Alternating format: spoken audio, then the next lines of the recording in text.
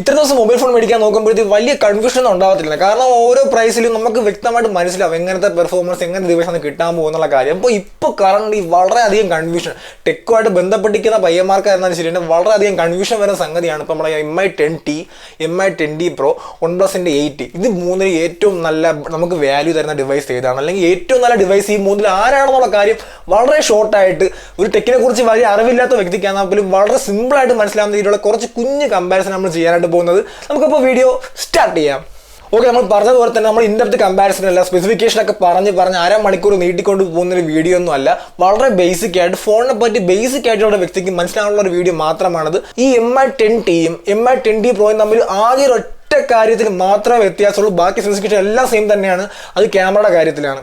MI10D വരുന്നത് 64 MB ക്യാമറയാണ് ഉപയോഗിക്കുന്നത്. MI10D Proയിൽ 108 MB കിടിലം ക്യാമറയാണ് MI10D Pro ഉപയോഗിക്കുന്നത്. അതായത് നമ്മളൊരു 4000 രൂപ നമ്മൾ എക്സ്ട്രാ സ്പെൻഡ് ചെയ്യുകയാണെങ്കിൽ, അല്ലെങ്കിൽ 3000 രൂപ നമ്മൾ എക്സ്ട്രാ സ്പെൻഡ് ചെയ്യുകയാണെങ്കിൽ നമുക്ക് വ്യത്യാസമായിട്ട് കിട്ടാൻ പോകുന്ന ഒരൊറ്റ കാര്യം മാത്രമേ ഉള്ളൂ, ആ ക്യാമറയുടെ കാര്യം മാത്രമാണ്. ഇതിൽ മൂന്നാമത്തെ പുള്ളിക്കാരൻ OnePlus 8യുടെ ക്യാമറ എന്താണെന്ന് നോക്കാം. IMXന്റെ 586 എന്ന് പറയുന്ന സെൻസർ, അതായത് 3 വർഷം വരെ പഴക്കമുള്ള OnePlus 7, OnePlus 7D, നോഡ്, അതായത് 25,000 രൂപയ്ക്ക് ഇപ്പോൾ ലോഞ്ച് ചെയ്ത നോഡ്, അതിലൊക്കെ ഉപയോഗിക്കുന്ന സെയിം സെൻസർ 48 MB IMX 586 എന്ന് പറയുന്ന സെൻസർ തന്നെയാണ് ഇപ്പോഴും OnePlus 8ൽ കിട്ടുന്നത്. ഇത്തിരി പഴക്കം ചെന്ന സെൻസർ തന്നെയാണെന്നുള്ള കാര്യത്തിൽ സംശയമൊന്നും വേണ്ട. പക്ഷേ ഇവിടെ വരാൻ പോകുന്ന ചെറിയൊരു ട്വിസ്റ്റ് എന്ന് പറയുന്നത് OnePlusന്റെ സോഫ്റ്റ്വെയർ വളരെ മികച്ചതാണ്. അതുകൊണ്ട് തന്നെ നമ്മളിപ്പോൾ MI10Dയുടെ ക്യാമറ 64 MB ക്യാമറയും നമ്മൾ ഈ ഒരു OnePlus നോഡിൻ്റെയൊക്കെ ക്യാമറ വെച്ച് കമ്പയർ ചെയ്ത് നോക്കുകയാണെങ്കിൽ തീർച്ചയായിട്ടും OnePlus തന്നെയായിരിക്കും മുന്നിൽ നിൽക്കാനുള്ള സാധ്യത കൂടുതൽ. കാരണം പല സാഹചര്യങ്ങളിലും കുറച്ചുകൂടി ഒപ്റ്റിമൈസേഷൻ കൂടുതലായതുകൊണ്ട് തന്നെ OnePlusന്റെ ക്യാമറ നല്ല രീതിയിൽ നിൽക്കാറുണ്ട്. എന്നാൽ 108 MB ഉള്ള MI10D Proയുടെ കൂടെ പിടിച്ച് നിൽക്കാനായിട്ട് എത്തി ബുദ്ധിമുട്ടാണ് OnePlusന്റെ കാര്യം. അപ്പോൾ ഒരു കാര്യം ക്ലിയർ ആയല്ലോ, OnePlus 8നെക്കാട്ടും വളരെ നല്ലൊരു ക്യാമറ നമുക്ക് MI10D Proയിൽ നിന്ന് കിട്ടുന്നുണ്ട്. നമുക്കിനി ബാറ്ററിയുടെ കാര്യം നോക്കാം. OnePlus 8ൽ 4500 mAh ബാറ്ററിയാണ് കിട്ടുന്നത്. MI10D Proയിൽ 5000 mAh ബാറ്ററിയാണ് കിട്ടാൻ, അതായത് 500 mAh കൂടുതലുണ്ട്. ചാർജിങ് സ്പീഡിൻ്റെ കാര്യം നോക്കുകയാണെങ്കിൽ OnePlusന് 65 വാട്ടിൻ്റെ സൂപ്പർ ഫാസ്റ്റ് ചാർജിങ് ഉണ്ട്.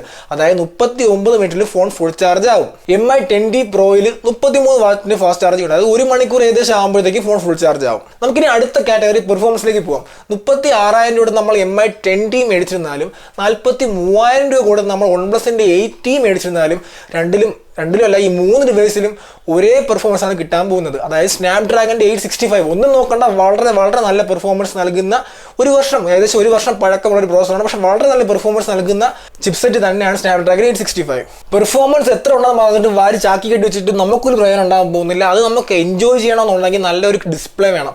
ഈ ഒരു കാര്യത്തിലാണ് ചെറുതായിട്ട് കോംപ്ലിക്കേഷൻ സംഭവിക്കാനായിട്ട് പോകുന്നത്. MI10Dയും MI10D Proയുടെ കാര്യം നോക്കുകയാണെങ്കിൽ 144 ഹെഡ്സ് വരുന്ന, അതായത് അൾട്രാ സ്മൂത്ത്, നല്ല സ്മൂത്ത് ആയിട്ടുള്ള 144 ഹെഡ്സ് വരുന്ന ഡിസ്പ്ലേ ആണ് കിട്ടുന്നത്. അത് ഒരു സെക്കൻഡിൽ തന്നെ നമ്മുടെ ഡിസ്പ്ലേ 144 തവണ റീഫ്രഷ് ചെയ്യാൻ പറ്റും. ഉപയോഗിച്ചിട്ടില്ലാത്തവർക്ക് ഒരിക്കലും ഞാൻ എത്ര പറഞ്ഞാലും ആ വ്യത്യാസം മനസ്സിലാകാൻ പോകില്ല. പക്ഷേ നമ്മുടെ യൂസർ ഇന്റർഫേസ് വളരെ സ്മൂത്ത് ആയിട്ട് മാറും. ഭയങ്കര പെർഫോമൻസ് നൽകുന്ന ഒരു ഡിവൈസാണ്, നമുക്കൊരു ഫീലിംഗ് ഉണ്ടാവും. എന്നാൽ നമ്മൾ OnePlus 8യുടെ കാര്യം നോക്കുകയാണെങ്കിൽ നമുക്ക് 120 ഹെഡ്സ് വരുന്ന ഡിസ്പ്ലേ ആണ് കിട്ടുന്നത്. കൃത്യമായി പറയുകയാണെങ്കിൽ 24 ഹെഡ്സ് വരെ MI10D Proയെക്കാട്ടും കുറവാണ് OnePlus 8യുടെ കാര്യം. എന്നാൽ ഇവിടെ മറ്റൊരു ഡിസ്പ്ലേ കൂടെ വരുന്നുണ്ട്. OnePlus 8ൽ AMOLED ഡിസ്പ്ലേ ആണ് ഉപയോഗിച്ചിരിക്കുന്നത്. MI10Dയും MI10D Proയുടെ കാര്യം നോക്കുകയാണെങ്കിൽ രണ്ടുപേർക്കും LCD പാനലാണ് ഉപയോഗിച്ചിട്ടുള്ളത്. AMOLED ഉപയോഗിച്ചിട്ടുള്ള വ്യക്തിക്ക് ഒരിക്കലും ഉപയോഗിക്കാൻ വളരെ ബുദ്ധിമുട്ടായിട്ട് മാറാൻ പോകുന്ന ഡിസ്പ്ലേ തന്നെയാണ് LCD പാനൽ എന്ന് പറയുന്നത്. ഇതുവരെ ഉപയോഗിച്ചില്ലാത്തവർക്ക് കുഴപ്പമില്ല, പക്ഷേ LCD വളരെ അപ്ഗ്രേഡ് ആണ് ഈ AMOLED എന്ന് പറയുന്നത്. കാരണം കളറൊക്കെ അത്രയ്ക്ക് പഞ്ചി കളറും അത്രയ്ക്ക് ഒരു കോൺട്രാസ്റ്റ് ഒക്കെ നൽകുന്ന വളരെ നല്ല ഡിസ്പ്ലേ ആണ് നമുക്ക് AMOLED ഡിസ്പ്ലേ ഉള്ള ഏതൊരു ഫോണിൽ നിന്ന് ലഭിക്കാൻ പോകുന്നത്.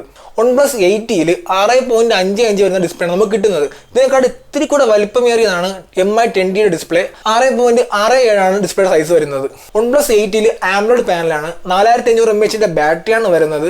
പിന്നെ കുറച്ചുകൂടി ഡിസ്പ്ലേ വലിപ്പം കുറവുള്ള ഡിവൈസാണ്. അതൊക്കെ കൂടെ കൊണ്ട് തന്നെ 188 ഗ്രാമാണ് ഡിവൈസിന്റെ ഭാരം വരുന്നത്. ഇതും കൂടാതെ 8.4 മില്ലിമീറ്റർ ആണ് ഇതിന്റെ തിക്നെസ് വരുന്നത്. MI10T Proയുടെ കാര്യം നോക്കുകയാണെങ്കിൽ 216 ഗ്രാമാണ് ഭാരം വരുന്നത്. അതുകൂടാതെ 9.33 മില്ലിമീറ്റർ ആണ് തിക്നെസ് വരുന്നത്. ഈ നമ്പേഴ്സ് നോക്കുമ്പോഴത്തേക്ക് ചെറിയ വ്യത്യാസം തോന്നുന്നുണ്ടെങ്കിൽ നമ്മൾ പേഴ്സണലായിട്ട് ഫോൺ ഉപയോഗിച്ച് അങ്ങനെ പെട്ടെന്ന് വ്യത്യാസം ഉണ്ടെന്ന് അറിയാൻ പറ്റത്തില്ല കേട്ടോ. ഈ കാര്യത്തിൽ നമുക്ക് ഈ 3 ഡിവൈസുകളിലും ഫ്ലാറ്റ് ഡിസ്പ്ലേ ആണ് കിട്ടുന്നത്. അതിന്റെ കൂടെ കോണിങ്ങിന്റെ Gorilla Glass 5ന്റെ പ്രൊട്ടക്ഷൻ കാണാൻ സാധിക്കും. അതായത് അത്യാവശ്യം സ്ക്രാച്ച് അസിസ്റ്റാനുള്ള ഡിസ്പ്ലേ തന്നെയാണ് ഈ 3 പേരുടെ കാര്യവും. ബാറ്ററി ബാക്കപ്പിന്റെ കാര്യം രണ്ടുപേരെ കമ്പയർ ചെയ്താലും ഏകദേശം ഒരേ ബാറ്ററി ബാക്കപ്പാണ് കിട്ടാൻ പോകുന്നത്. കാരണം ഒരെണ്ണം LCDയും ഒരെണ്ണം AMOLED ഡിസ്പ്ലേ ആണ്. ബാറ്ററിയുടെ കപ്പാസിറ്റി കുറവാണെങ്കിൽ പോലും AMOLED ഡിസ്പ്ലേ വളരെ കുറച്ച് ചാർജ്, അതായത് എനർജി മാത്രമേ കൺസ്യൂം ചെയ്യത്തുള്ളൂ. ഓക്കെ, നമുക്കിത് വീഡിയോ അവസാനത്തെ ഭാഗം നമ്മുടെ വാല്യൂവിൻ്റെ കാര്യം, നമ്മൾ കൊടുക്കുന്ന ക്യാഷ് നമുക്ക് എന്താണ് കിട്ടാൻ പോകുന്നുള്ള കാര്യം പരിശോധിക്കാം. നിങ്ങൾ MI10D പ്രോയും OnePlus 8T ആയിട്ട് കമ്പയർ ചെയ്യുകയാണെങ്കിൽ തീർച്ചയായിട്ടും എൻ്റെ മനസ്സിൽ വിന്നർ OnePlus 8T തന്നെയാണ്. LCD പാനലെക്കാട്ട് തീർച്ചയായിട്ടും ഞാൻ പ്രിഫർ ചെയ്യുന്നത് OnePlus 8Tയുടെ AMOLED പാനൽ തന്നെയാണ്. സോഫ്റ്റ്വെയറിൻ്റെ കാര്യം നോക്കുകയാണെങ്കിൽ MIUI മൊത്തത്തിൽ ആഡൊക്കെ കൊണ്ട് അതായത് പരസ്യങ്ങളൊക്കെ കൊണ്ട് നശിപ്പിച്ച് വെച്ചിരിക്കുന്ന ഒരു ഡിവൈസാണ് MIUIയുടെ കംപ്ലീറ്റ് UI കാര്യങ്ങളെല്ലാം തന്നെ. എന്നാൽ MI10D പോലത്തെ MI10 ഒക്കെ ഡിവൈസൊക്കെ പ്രീമിയം കാറ്റഗറിയിലുള്ള ഡിവൈസ് ആയതുകൊണ്ട് MIUIയിൽ ഒരു കാരണവശാലും ആഡ് ഇൻക്ലൂഡ് ചെയ്യത്തില്ല എന്ന് MI നമുക്ക് വാക്ക് തന്നതാണ്.